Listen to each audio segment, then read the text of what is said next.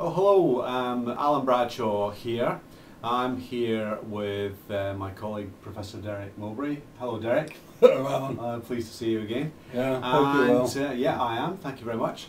And we're going to talk and just have a brief chat about a very interesting area for development, and that is the development of social enterprises. So Derek, my first question to you is, well, what is a social enterprise? Well, a social enterprise is an organisation which has the purpose to benefit either society or the environment. Mm-hmm. And normally social enterprises have got some sort of legal framework, rather like a company, and operate in a very similar way. But their main function is to improve life generally. So who are the kinds of people that could consider setting up a social enterprise? In general terms, people who want to improve the world.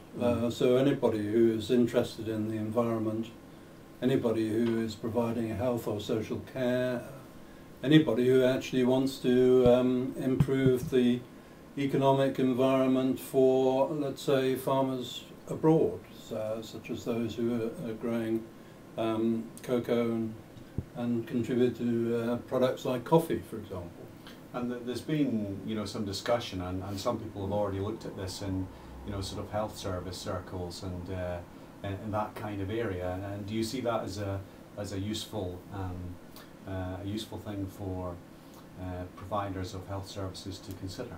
I do indeed. I think I've made a proposal myself that groups of psychologists could come together under a social enterprise in order to provide psychological therapies to local communities.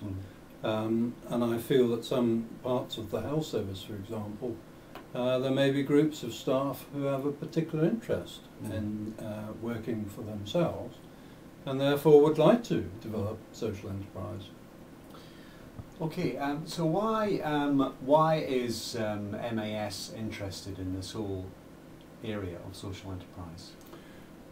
Well, principally because a social enterprise almost predetermines people's interest and ownership in the enterprise itself.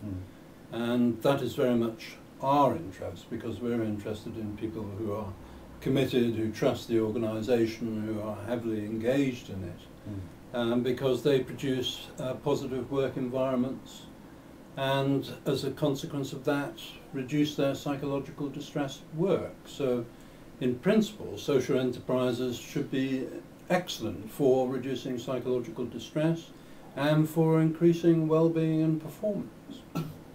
Yeah, and obviously that's going to have all sorts of knock-on benefits to both to employees and the organisation. Absolutely. So there'd be, you wouldn't expect, for example, high levels of sickness, absence or staff turnover in social enterprises because of their interest in the purpose of the organisation and their commitment to it.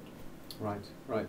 What, how can we help, do you think, in terms of helping individuals, organisations that are interested in looking at this different kind of structure of social enterprises? Well, I mean, our role is very much as facilitators, helping individuals who may be interested in working on their own behalf within a social enterprise company, helping them to identify what the purposes might be, helping them to identify the best structure to engage people in decision making for themselves, help with defining the rules of how an organisation might work, and of course helping in the behaviours that people should be using to promote commitment, trust and engagement of their staff and their customers and patients. Okay, that's great. Thank you very much, Derek. Not at all. Thank you. Thanks very much. That's the end of our video today.